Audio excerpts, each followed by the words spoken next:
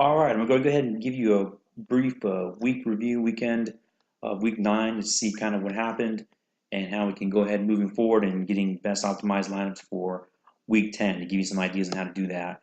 As we look here, we scroll over to their face of the player. You can see that, for example, Gurley's getting 45% of the touches, 84% of the snaps. That was 45 and 48%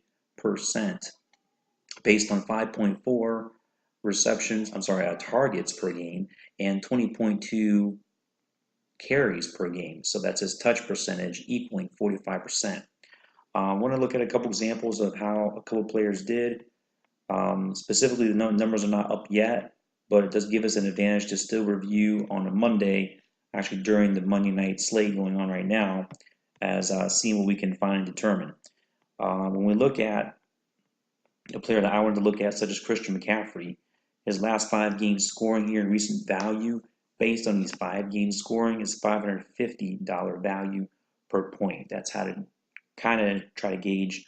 It's not showing, you can do that on FanDuel, for example, the X times their value. You can get that info when you pull it up in your app pretty easily and you go to the finish contest. But this can show you potentially what can happen. The recent value was 550 per point, but his season value was 367 per point. Therefore, that number was to go down to get back to his mean or his average. So, and it did. He got, in fact, 2 touchdowns on the day. Had one of the higher scoring X valued plays for the day to use that. So to go about doing that. Another interesting play. Connor continued on his streak of going successfully there. 224 value, great value recently in 224. So it's continued to pick up actually as season value 285. So imagine that he gets even more value. Interestingly here, going forward on a game by game basis, no matter what the matchup is, as the matchup was kind of poor, the defensive ranked 7th ranked defense that he played. I want to show you just another example here with another sport that gives some data here, interestingly as well, as we can just go to any one of these categories, such as top DFS plays for the day in the NBA. And I'm going to show you here, for example, what's going on, let's say, with Derrick Rose, a hot player. It shows here by the indicator, the flame, 20% usage. Similarly, as with the target, and like I showed you, carry share in football, where that data just happens to be when you hover over the face instead of kind of hidden, but you can get it when you get the draft dashboard if you want to get it.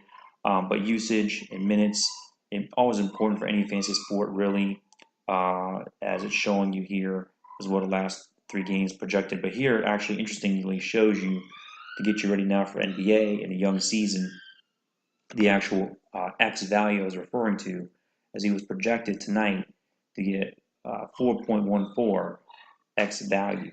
All right, this is based on, like we talked about, it's 82 recent value per point. That's incredible. But the season, they have to be aware of this. 202 per point. This is likely to go up in a negative way, adversely affecting him. But if he keeps on that pace, of course, that's the tricky part of daily fantasy sports, of course, whether they're going to continue on such a hot streak or, based on the matchup wise, one of the better matchups of the night, he would. So just want to show you a few of these examples and how you can use these tools to best project your fantasy values here for any DFS slate in either of the major sites. Take care.